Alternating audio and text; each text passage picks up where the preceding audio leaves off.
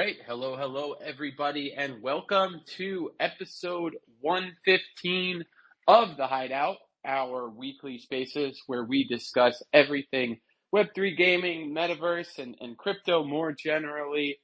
We have been now doing this for a long time, through better and for worse, and no matter what's going on, we're still having fun over here. So we have another exciting panel today. We're still working on getting a couple of the guests on stage.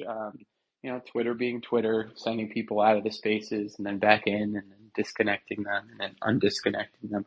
But it is what it is. We've seen this over the days. For those of you who don't know me, my name is Nick Frontera. I am one of the founders and the CEO of Apollo Entertainment, the company behind the Satoshiverse and our Legions 2029 game. For those of you who might be unfamiliar with the Satoshiverse, we've been building since about 2020 now. We started off as a comic collaboration with the infamous Marvel and DC comic artist Jose Delbo, who in the glory days of NFTs became one of the big NFT artists in the space after working for Marvel and DC for 60 years. Together, we co-founded a superhero universe called Satoshiverse based on the story of Satoshi, who comes back as a superhero to save the world. And that leads into our Legions 2029 game, which is a free-to-play, high-fidelity hack-and-slash PC game that is fully blockchain-enabled and currently live in alpha. I won't go too deep into detail of that because we have a pinned tweet at the top of the spaces that gives you everything you need to know. But suffice to say that we've been working on the game for about 2.5 years. 25 people have been working full time on that. So really, it's the product of a lot of love and a lot of sweat and a lot of tears. So definitely check it out. We've got contests. We've got, lots of items that you can earn for free through the Battle Pass that are all NFTs. The game's fully blockchain enabled through a partnership with Hyperplay, where you can use your MetaMask wallet in our Unreal Engine client game, which is pretty cool. So we actually just announced our season 2, which is coming April 9th, so next week. So get ready for that. There's going to be a leaderboard speedrun contest where you can win USDC prizes, lots of cool stuff, and totally free to play. So hop into the Discord, hit us up after if you want to get involved with that. It's a fun community, and I'm just happy to be a part of it and keep building. But we are not the focus for today. Our guests are. So again, we're still waiting on getting one more up here, I think. But we have our wonderful guest, Hytopia, who's been doing some awesome stuff. And as someone who is excited about gaming and kind of the merger of gaming and AI, I'm just, was checking out the profile and following what you guys are doing and just very excited to see it. So, please, if you could give us a quick introduction. I see you already posted to the top of the spaces, so you are one step ahead of us. That video is awesome, but feel free to post anything else you'd like up there. And please give us a quick introduction of yourselves, what you're building, and then we will get the rest of the speakers introduced and hop into the spaces. And if it's just us, we'll have a great conversation, and lots more time to dive into things.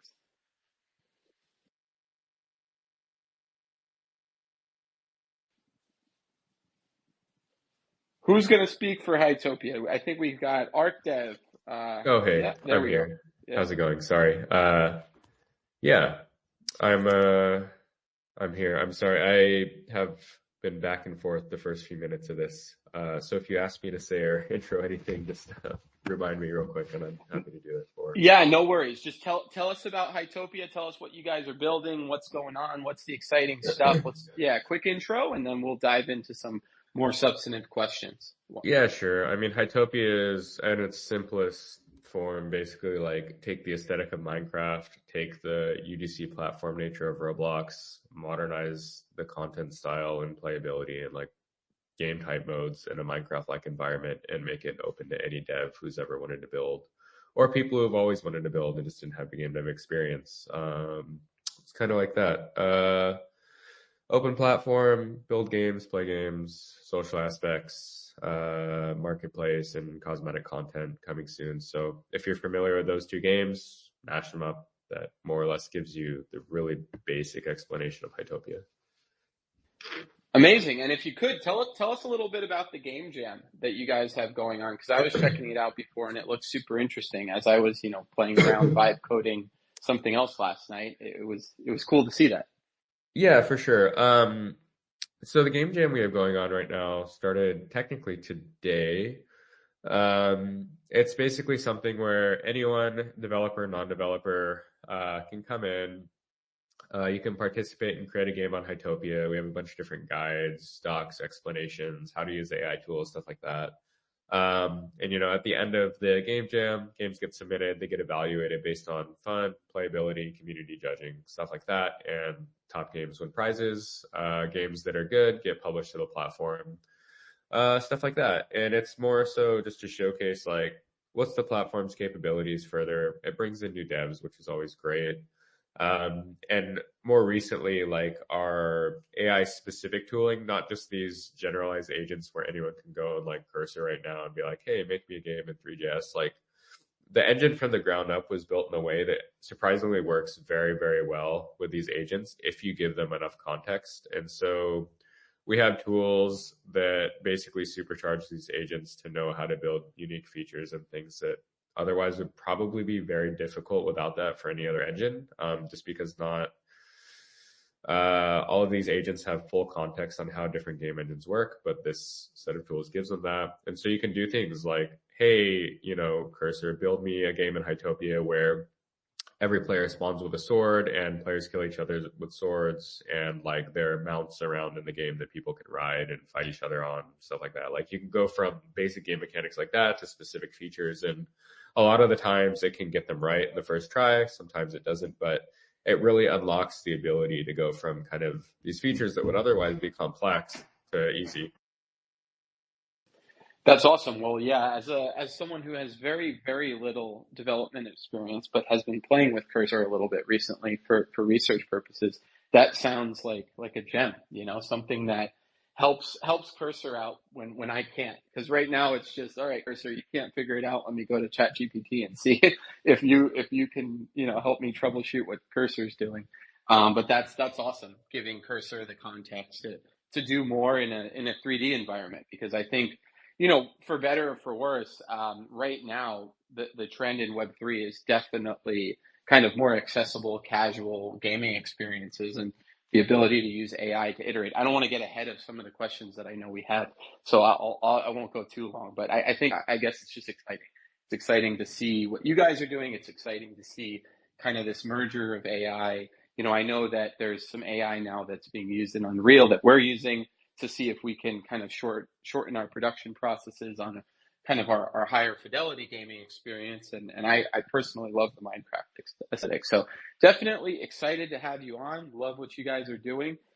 We are still struggling to get our other guests on. I think they're having some technical issues trying to get up here, but we will keep trying to get them on. But in the meantime, we can start talking about exciting stuff in the space. So Spencer, why don't you introduce yourself and tell me anything I forgot to say, and then we can take it in. And if you feel so inclined, why don't you join on some of these discussion questions today? Cool. Sounds good. Appreciate it, Nick. What is going on, everyone? My name is Spencer. I am the business development manager here with Satoshiverse and Legions 2029. So excited to be asking the questions on today's space. First off, want to get into some housekeeping items. So the first thing I'm going to do is pin a tweet to the top of the space. So I just went ahead and did that. The tweet that says we're live. So we do a giveaway every week on the Hideout.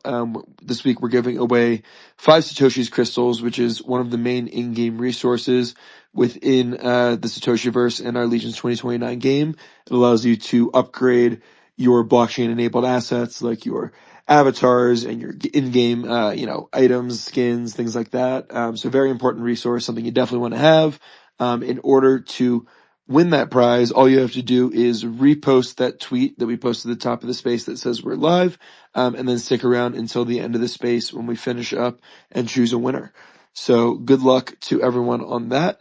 And yeah, make sure to give that a repost. Also, make sure to, if you haven't already, give a give a follow to all of our speakers up here today and support them and all the things that they're building.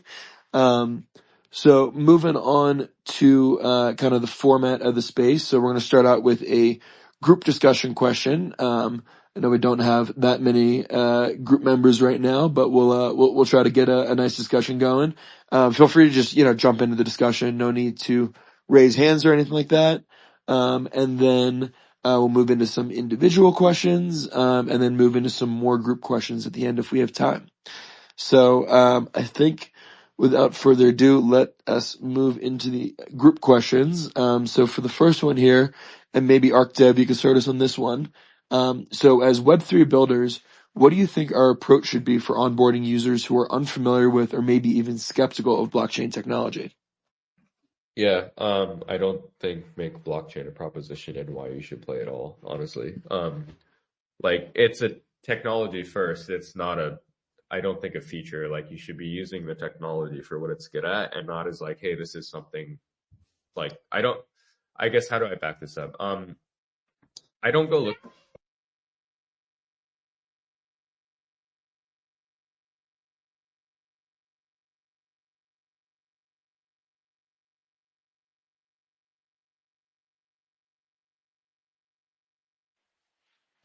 It sounded like you muted because something's happening in the background. So take your time, and we'll come back to that thought.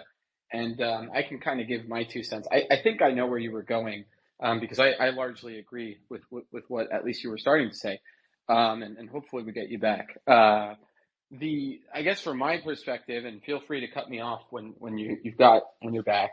But my perspective on this is that. Sorry, Oh, I'm go still here. ahead. I got Yeah, interrupted. go ahead.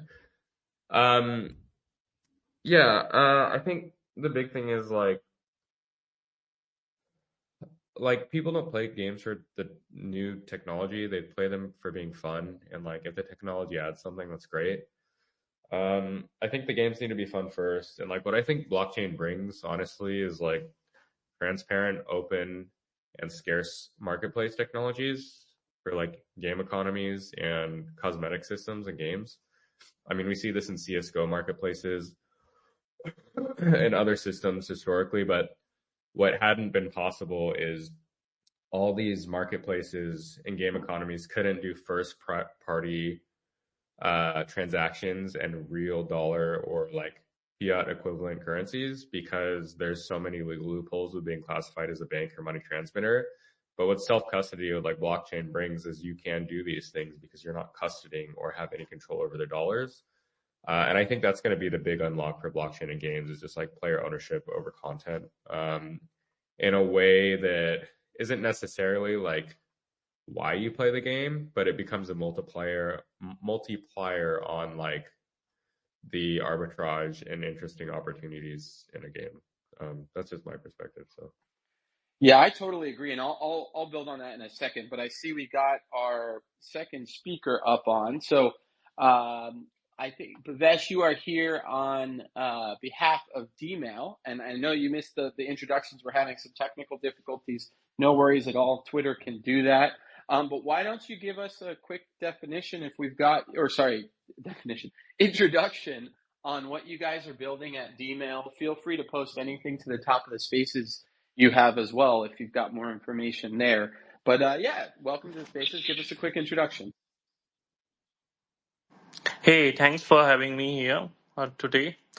And yeah, Twitter is, uh, great stuff, giving problems to everyone in this space. So, sorry for being late. I'm not able to join, on time due to some technical issues. But here, at Dmail, we are trying to, just break down the centralized surveillance based messaging to a decentralized messaging platform through which you can message, without censorship or without surveillance to these centralized systems. So yes, at email we are trying to build this type of communication network which can be used by anyone without any fear or any sort of mindset of censorship. That's it. Amazing. Well, I guess that actually leads in well to the question. And so just so you have a little bit of context, we basically do questions for everyone, and then we dive into some individual questions. And we had just done one of our group questions, and that question was kind of touching on something that you guys may be encountering, I think, with your user acquisition, which is, as Web3 builders, what do we think our approach should be in onboarding users who are unfamiliar or maybe even skeptical about blockchain technology? And so what you just did in your introduction, I think, is kind of what ArcDev was saying a little bit, which is not necessarily focusing on the blockchain aspect of it, even though that it is a very blockchain focused product. It sounds like a decentralized messaging system, but I think your focus on censorship, right, is kind of the value prop. Like, do you want more freedom in your messaging or whatever? But how would you think about it more generally? So I guess the question is, as builders, how do we make onboarding, how do we form a narrative with onboarding that isn't necessarily, or that makes it easier to digest what they're actually doing and gets users who are either, skeptical about blockchain or just unfamiliar with blockchain to use your product? Actually, that's a very great question, I would say. Uh, in current scenario, the onboarding in Web3 feels, different from traditional Web2 platforms. So just let me give you an example so that everyone can understand what we are using to get a smoother onboarding in Web3. So uh, the main hindrance is if we are able to remove the friction points, like the traditional players got confused, or the traditional users are confused about gas fees, confusing wallets, seed phrase, chain switching. Instead, we should learn, Web2 style of UI UX kind of thing. Think of social and email login embedded to the wallets, auto gas conversion, while offering users to option to graduate into the full control later if they choose.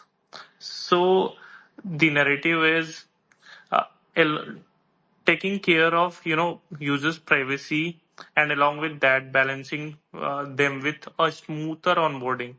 That is the key. That they own their data, they earn from their attention, they are the part of something bigger than themselves. Lastly, like in Gmail, we already enabled Web2 login as well. So if you want to use Gmail, you can directly just log in with any traditional mail. Like you can log in with Gmail. You need not to create all wallet stuff and everything. So this is making user experience better in onboarding new players or the Web2 ecosystem people to the into the Web3 ecosystem. Yeah. Yeah, no, absolutely. And I think that, I mean, I guess both of you kind of share the same opinion. And I think that's the opinion I have, that there's kind of two steps, right? From an onboarding perspective, from a logistics perspective, you need to abstract away as much as possible so that users don't necessarily know that they're interacting with the blockchain. Kind of to what ArcDev said, is it's just a technology. You shouldn't have it so in your face, right? This should be the backbone of a system, whether it's a in-game economic system or an emailing system or whatever it is. But ultimately, using the technology is being done to achieve some sort of value proposition that, and that's kind of, to me, step two, that needs to be communicated to the user, right? And so I think with games, there's different value propositions. You have games that are just fun to play and don't have any financial component. Those games may or may not be enhanced by blockchain, depending on how they are and what the different mechanics are. But maybe it's a casino game where fairness is important, but it's just a to play game with no financialization, and you use ZK proofs to ensure that the transactions are fair, because one day you want to use that to drive a different revenue model or whatever it is, right? So maybe it's not financials are at the core of the game. And then you have other games that are, more like RPG style, where I don't know that financials are the core of the game, but trading and buying and selling and skins and things like, games like Diablo and World of Warcraft and, CSGO and Fortnite, that a lot of the money is kind of this direct revenue model. And then that's where, ArcDev, what you were talking about, with this ability to do these self-custody transactions peer-to-peer, really kicks in and opens doors from a regulatory perspective. My background is I was a lawyer for 6 years in the entertainment and IP space, and that was what really originally got me very excited about NFTs back in 2017. And I think it goes even deeper than that, right? I think, the potential for developers is great, but even for users, we're thinking about the possibility of having tangible property rights in digital assets. And the reason that is possible is because you have this digital asset that is separate from the IP itself and doesn't necessarily involve making a copy of the IP in order to transfer that digital asset, which is kind of a fundamental shift in how we think about digital property, what it is, going from the ability to at most convey the IP itself and usually just convey a license, right? Like when you go into all these games, you're getting a limited license to use this IP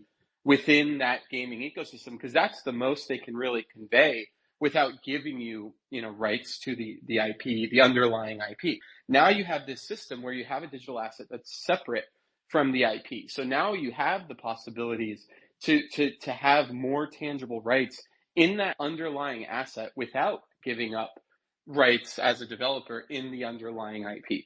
That opens up a world of possibilities when it comes to licensing, sub-licensing, interoperability. When we start to talk about, a basic framework for how digital assets should be able to be used in other metaverses, that standardization that we all, thought about when we saw Ready Player One or read the book and said, wow, that would be awesome one day if we could just run around as our avatar in 50 different worlds.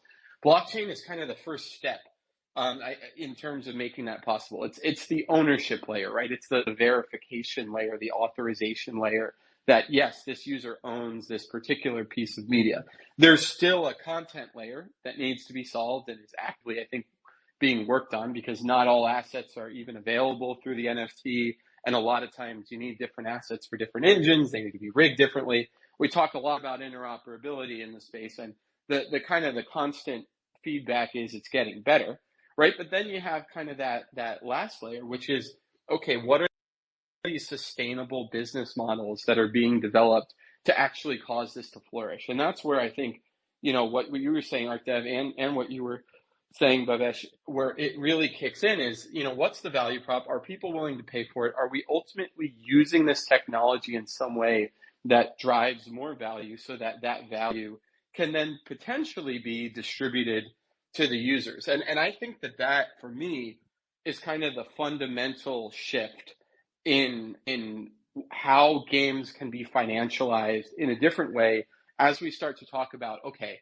how do you have a quote unquote tokenomics model that works? Well, you create value, and through your tokenomics model, you distribute that value to key stakeholders. What currencies and NFTs and all this potentially allow us to do is determine who those stakeholders are and distribute that value in a more fair and distributed way, so that, if a game makes $100 million, it may not be $100 million into the developer's pocket. Maybe 50% of that is going back to the community in some sustainable way through the token, and I think that's the model that will ultimately emerge, and not, some of these more speculative models we currently have around the tokenization, of assets. So I think ultimately you guys covered it great. I think we have a hill to climb in terms of changing the narrative and onboarding users who may be skeptical just because of a lot of the damage that's been done in the last couple of years with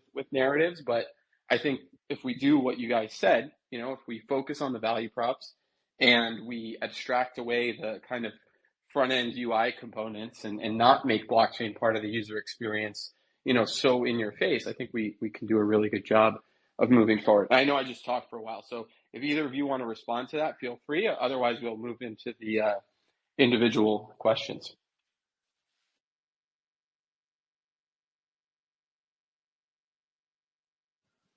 All right, Spencer, back to you. Sounds good. So next question is going to be an individual question, and we're going to go to Hytopia. So how do you see the role of user-generated content evolving in Web3 games? Kind of as a first question, and then as a second, and then kind of how can AI enhance kind of that whole user-generated content experience? Yeah, I mean, I personally think UGC is the most ripe game category for blockchain in general. Just because like games live and die by the sword, and also games don't really have long life cycles. So like you may own content in a game, but unless it's like, the one in 100,000 games that like has a long life cycle of more than a few months where it stays active and interesting to players, like what's the reason? But where you get a UGC platform, it's not that the game that they're playing on the UGC platform needs to be alive for super long. It's that the social circle and the new fresh content enjoyability of games is continuously evolving. And I mean, this is why Roblox has been popular for 20 plus years. This is like why the Minecraft minigame space has continued to flourish. Like the players get retained within the platform level of the ecosystem and play the games rather than getting retained by a game that only has a short shelf life. And then when you add the blockchain elements on top of that, I think it makes just the proposition of blockchain significantly more compelling for long, short, and medium term. And then the other side, the AI stuff on top of this, like, there's a lot of interesting use cases for us. I think with the UGC stuff, it really just unlocks a whole new era of game creation. I think within 1 to 2 years, people will be able to go from little to no coding experience to making really good quality polished games. The low poly nature of Hytopia on top of that makes it a significantly lower barrier because you're not like, I think asset production is probably going to become a next bottleneck soon, which will probably get solved by AI as well. But like low poly stuff is heavily available. You can get it anywhere on the internet. AI models are pretty good at generating low poly stuff already, low pixel textures, low poly models, stuff like that. And so yeah, AI I think is really just going to unlock creativity at a crazy scale that we haven't seen before, and we're trying to capitalize on that too. So,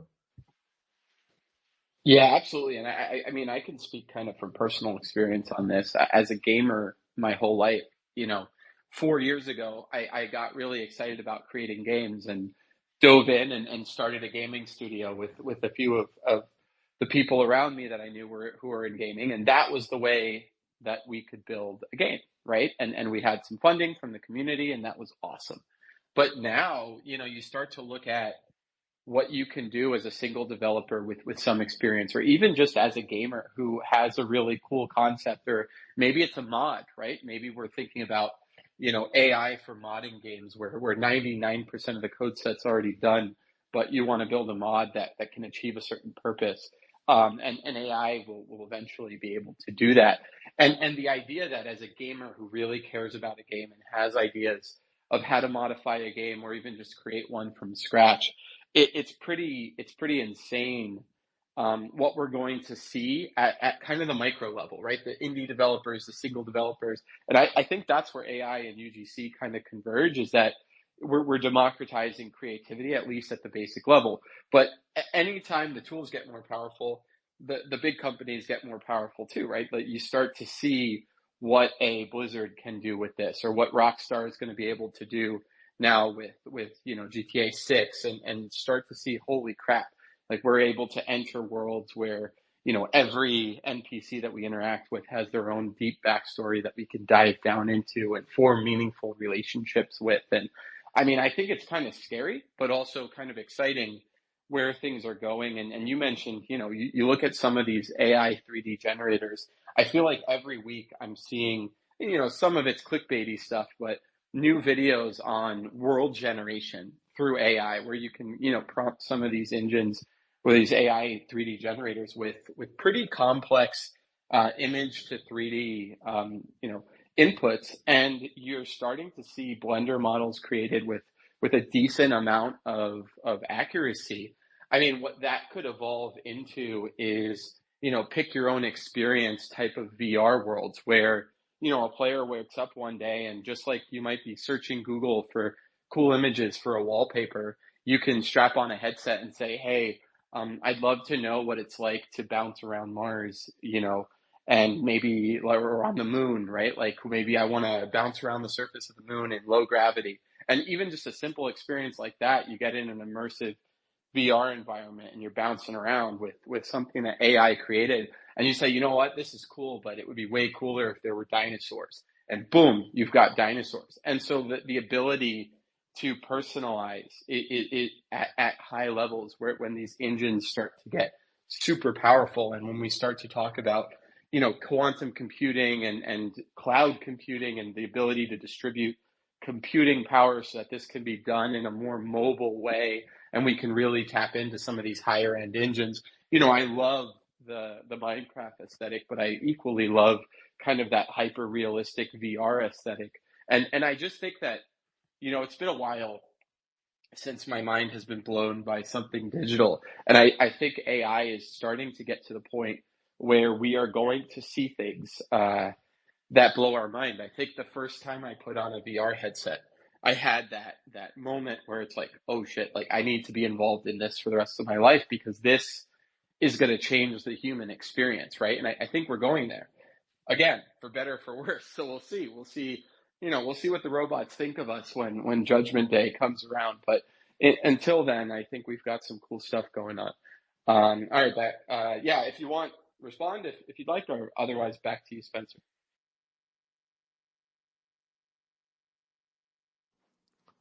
Awesome. Sounds good. So the next individual question is going to go to D-Mail. So what pain points with existing email and messaging services do you think Web3 can solve? Yeah, actually, that's a great question. Thanks for asking this. And actually, traditional messaging stack is broken in several ways. First, it's centralized and surveillance driven. Users are product there. And second, it's completely disconnected from on-chain identity, which limit what Web3 projects can do in terms of reaching, engaging, or rewarding their users in a meaningful way. So here in Dmail, like we flip that model by making communication wallet native and decentralized. We allow users to send and receive the encrypted messages, on-chain messages actually, across 37 plus supported blockchains. So projects can communicate directly with their user base in a secure, verifiable, and wallet linked way. Another key innovation is tokenized attention. Our mail to earn system rewards user for opening messages, completing tasks, and staying engaged. That's something legacy email cannot, offer or cannot do. And it gives user actual value for their time and attention.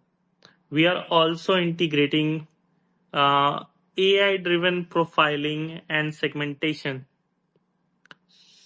So campaigns became more targeted, like anyone can use and send just targeted message to their required or their segment of audience which are interested in that particular kind of messages. And intelligence over time, it's about building a communication layer that's not just private and interoperable, but also rewarding. So fundamentally, rewarding the users and balancing it with the privacy and decentralized way, and giving them complete ownership of their data value, and every form. So this is what Dmail is trying to give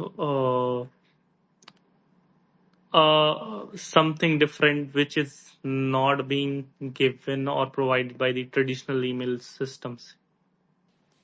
So it's a really interesting concept, and I think as a participant in the space for a long time, I've always wondered why we don't have maybe better means of communicating with wallets directly, and then when you start to peel back the layers of the onion, you start to think about a lot of things, right? I think that what I've seen just from the NFT space is in the beginning when things were popping off and things were great. I think founders, including ourselves, were constantly looking for ways that weren't tied to your traditional KYC emails to actually reach out to our users and say, hey, thank you, right? Even as simple as that, right? Like how do we get their Twitters? How do we and a lot of times it was just mining OpenSea for connected accounts and being able to say, okay, like this is something awesome that you did. You supported our project, we want to reward you. And I think you can do stuff like that in your Discord, on your Twitter, and just hope they follow you. You could do airdrops. There's all sorts of stuff you could do without directly communicating. But then this idea of being able to directly communicate with your users, I think is really enticing. And I guess I know that one of the biggest feature requests for OpenSea forever has been the ability to just send a user a request, for an offer, right? Like just say, hey, I want to negotiate about the price. I'm interested in this thing that you're selling, but I don't want to pay the price. Sure, I could make you an offer, but I want to talk to you about this. Usually that happens because like the user has a connected Twitter, and then the discussion happens on Twitter. But having Yeah, Twitter in connected to a in, wallet is kind of in scary, right? yeah, you are on the right track. Dmail offers all of these. You can directly communicate with your users or the target audience using our SubHub. So one project can directly post their messages and updates directly, which will be directly received by the user in their wallet addresses. So So this is really happening. We are doing stepwise step things. yeah, it's amazing. And I wonder, I guess the question I have then as a follow-up is, how do you get to, I guess the preliminary question, which I'm just assuming the answer is no, but maybe it's yes. Can a user see a message that was sent to them, even if they're not a Dmail user? Actually, that user can also have an option to receive that same message on the Telegram as well if they sync this on the email itself. So it's not that user need to require to open every time the email. You can just get your message on the Telegram as well. So there are 2 3 different ways through which user can get message. If a project is pushing out message and someone subscribed that project, then you will directly going to receive that message in your wallet uh, without need to log in anywhere. Okay. Same thing goes with the mail, and same thing you get notified on the Telegram as well. If you just sync all these things together.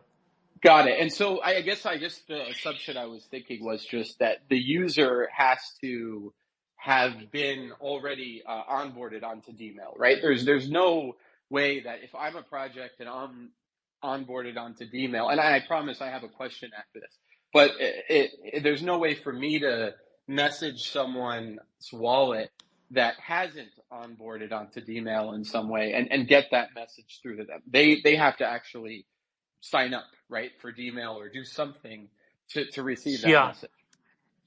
yeah. Actually, Dmail has more than 49 million users right now.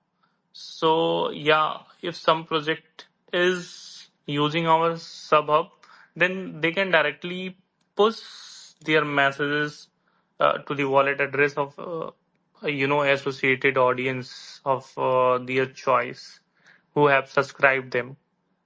Gotcha. Well, that's incredible. I mean, 49 million users is pretty impressive for any Web3 native project. I'm not even sure that OpenSea had 49 million users during peak, so that's definitely a very impressive number. I guess the question I was going to ask is, how do you, exactly what you just touched on, how do you get to enough adoption where this tool becomes kind of the standard for messaging, and that these messages can be sent freely, just like a typical email app. And I guess the other question, but you kind of answered that in that it's already happening, and I'm sure it'll happen more. I guess the other question I had is, how much data can you send on chain, right? Like like an email, I very rarely send just messages these days, right? It's always got some sort of attachment or a link to something or whatever it is. How much of that can be sent to a wallet? Are there any limits on what a Yeah, messaging it's platform can do? always there is always limit on everything. Uh, we are in the process of building, similar feature like Dropbox and kind of thing, and Drive as well. So after that release, user can easily send, every attachment and every kind of data which they want to send on chain only. Got it. And that would be achieved through some sort of like hyperlink to a more centralized data platform, right? Yeah. Okay, cool. No, that sounds great. I love it. I'm definitely excited to see how that develops out, because it's something I know has been tried several times in the space, and more and more we're seeing innovative use cases pop up. So definitely something that's very interesting. All right, let's jump back to Spencer. We may have time. Yeah, we have some time for one more question. So why don't we kick in one more question? Sounds good. Thank you, Nick. So one more group question here. So let's go to Hytopia to start for this one. So what do you think are some of the best practices for implementing a sustainable in-game economy that avoids the pitfalls of hyperinflation or play-to-win mechanics? Yeah, that's it's a good question. I don't really think I have a one-size-fits-all answer, but like in the context of Hytopia, the nice thing is, and this goes back to UGC, is you get potentially many tries at getting it right, like at an individual game level for each attempt. I think there's ways around controlling like asset scarcity and like game occurrency, like mechanics and how you do all these different things. But like at the end of the day, I have seen it work so many different ways in so many different games. But I don't have really a one size fits all answer. More for Hytopia, it's kind of that is deferred off onto devs and their individual games and how they want to structure and build out those systems based on what they need. Yeah, I think we talked to this a little bit before. I totally agree with you, and I think UGC is probably one of the places where, when we talk about sustainable, value creation and in-game economies, UGC really shines as a place where blockchain, creates value ultimately, and allows for value creation and distribution through UGC and kind of the tangibility layer that it provides. So I think UGC is probably, and what you said before, it's probably the area that's most ripe for for value add blockchain integration. I think that there's probably some other ways that regulators haven't quite unlocked yet. I think that what we could see, especially with some of the recent SEC, talk around, the commissioner's statements, is more sustainable uses of crypto as a funding vehicle, not necessarily needing to kind of sugarcoat and create some kind of allure around funding a project, but have a direct funding vehicle through crypto, through NFTs, and allow that to then reward users in a meaningful way through kind of your typical shareholder-like value creation and distribution. I think ultimately some of the consumer protections that have been put in place are really handcuffing developers and saying, hey, if you raise $3 million,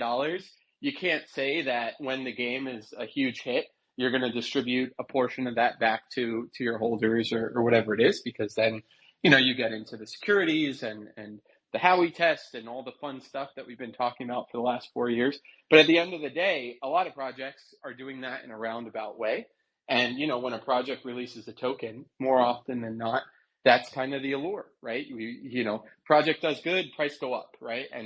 And the reality is that with a lot of these VC backed projects, the price go up part is a lot of market making and money being pumped into those markets. And it ends up being exactly the same type of value redistribution, except that the value creation isn't real, right? It's speculative. It's VC money, it's speculative money. And so I guess if I have a one size fits all answer for how do we create sustainable in-game economies or just economies around tokens, I think it all comes back to you have to create value first. That Web3 can be a value amplifier through things like what ArcDev said with unlocking downstream sales in regulatory kosher ways, right? But Web3 in and of itself isn't what's creating the underlying value. And so let's say a game developer can create, 10 million real dollars worth of value through a game, and that's what the game creates in terms of value. I really believe that Web3 tokenomics, the economies, if we're talking about real money and something sustainable, has to be about redistributing that value in some way. So if it's UGC, that's not redistributing, that's more of like a royalties model, and it's direct distribution, and then the game's getting its portion of the value through some sort of royalty. That's fine. It could be more direct. It could be through a token, right, where some of the value that the game generates goes to buybacks or whatever it is, right? I think we're scared of a lot of these mechanisms for distributing value because of regulatory challenges, and hopefully those will get clearer over the next couple of years for game developers. But I think at the end of the day, Web3 is a very effective tool for redistributing value that's actually generated. And I think up to this point, most of the successful, and when I say successful, with the caveat kind of that when we're talking about like high market cap Web3 gaming currencies, right? There's some that are in excess of 2, 3, 4, 500 million. Those games haven't even been released yet. A lot of them haven't even, made $1 in revenue yet, but they're getting speculative valuations, in crazy numbers. That's probably not the sustainable value redistribution that we're talking about. We're talking about, using Web3 to build companies that create real value and then have stakeholders that value can be redistributed to. I think eventually we're going to be able to use Web3 in that way, and it's going to be greenlit by regulators if things continue, right? I mean, I think there's also the very strong potential that we start to see a big scaling back in what kinds of projects can release tokens and what kinds of tokens can be released, at least in certain major jurisdictions. I don't know that that's happening right now, but I think that the space probably has to mature a little bit in order to avoid that.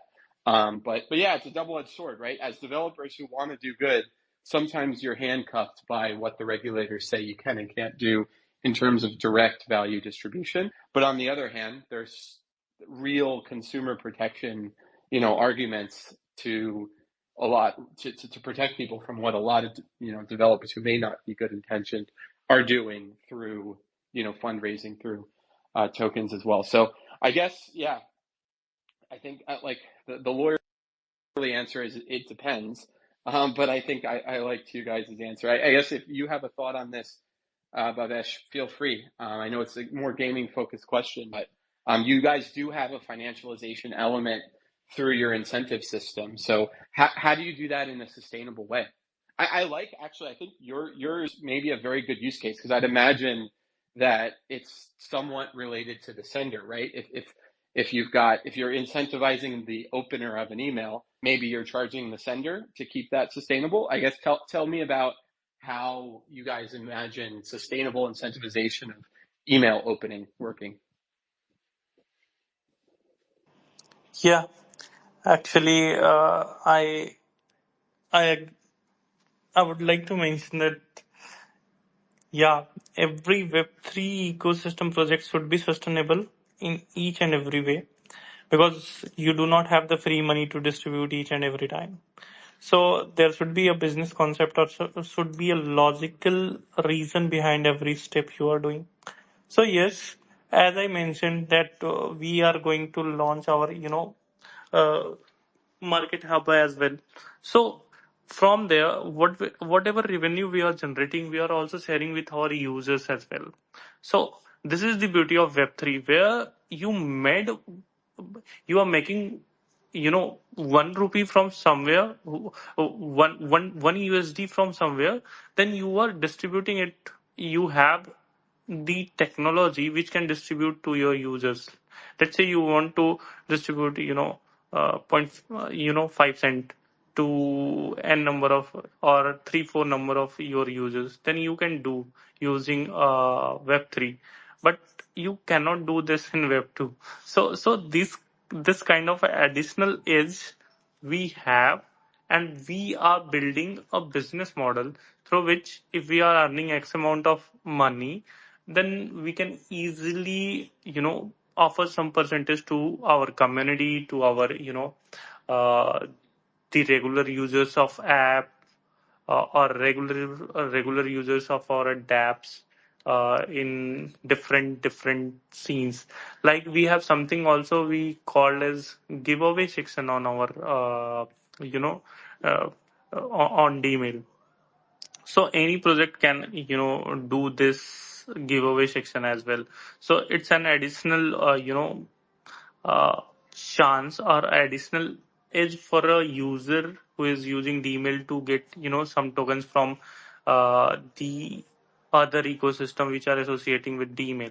So interoperability and a mix of, sustainable business model, uh, so that user and project both can be benefited without compromising the data security aspect, without compromising the privacy of any user. So it will be the win-win situation for everyone, I would say. No, I love it. And I think that makes total sense. And again, that's driven by your ability to create real value, right? That people will pay for, and then redistribute that value to users. And I think that that's where Web3 has to go in order to be sustainable and to get away from some of these narratives that have kind of dug a hole for us, especially in the gaming space, that we've been dealing with for several years. But yeah, I mean, I think we are close to the end of our time.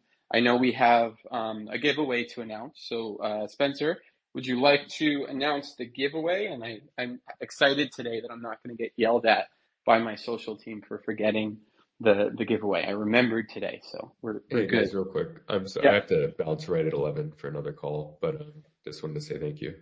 no worries. Yeah. Tell people where to find you. Hytopia Twitter, Yeah. the best spot. Just following there. Yeah, Hytopia Twitter, or like my Twitter, just I am ArcDev. So yeah, either is fine. Amazing. Thank All you. right, cool. Well, thank you for joining. Great having you on. Yeah, see ya. All right, thank you. Real quick, I will announce the giveaway winner this week of 5 Satoshi's Crystals, and that is going to Bison High Temple Guilds, or at Parabolic Bison. Congratulations to you on winning this week. In order to claim your prize, all you have to do is go to game.legions2029.com and create a free account. And then just send us a DM with your username, and we'll drop those into your account. Amazing. Well, Yep. congratulations to the Bison, and welcome to the Satoshiverse with those crystals. We'll be able to use those in the game. All right, cool. So I know we had ArcDev head out, so let's go over to you, Bhavesh. Tell people where to find you, and then I will close this out. First of all, thanks for having me here, and thanks for, you know, I'm happy to see the Web3 space is maturing uh, through these spaces, through these conferences, through discussions. So, yeah, everyone can find me on Twitter, on Telegram, and as well as you can check our website at dmail.ai. So, ev- everyone, please go and check, give give a try to Dmail as well. Yeah, thanks. Amazing. Well, really great to have you on, and it was an exciting discussion. I learned a lot, so thank you for kind of educating me on decentralized messaging. I'm sorry for diving in too deep, but you did a great job answering all of my follow-up questions. I know sometimes that can be tough, so I appreciate it. And for those of us or for those of you who are not familiar with Satoshiverse or Legions 2029 and what we're building, we've got the pin tweet at the top of the spaces. The game is totally free to play, and we've got some really cool things coming up with season 2, which starts April 9th. So definitely get in there. You can get your characters ready. All of our contests are end game contests. So if you start building a character now, it'll be ready to go for the next battle pass, which will have tons of free NFTs, and then the next speed run contest, which will have USD prizes. So check it out. We'll be announcing all the amounts soon. But if you've got a PC that's a gaming PC and you like high fidelity games, we've been building for the last 2+ years, 2.5 years, with a big team, really devoted to making this a thing. So check it out. I think you'll like it. If you don't, let us know that too, because we're always taking feedback and making the game better. So. Yeah, thank you all so much for being here. We do this every week. We'll be back next week at the same time. And I will be wrapping up the spaces now. There's a slight delay, so I will be wrapping it up very shortly.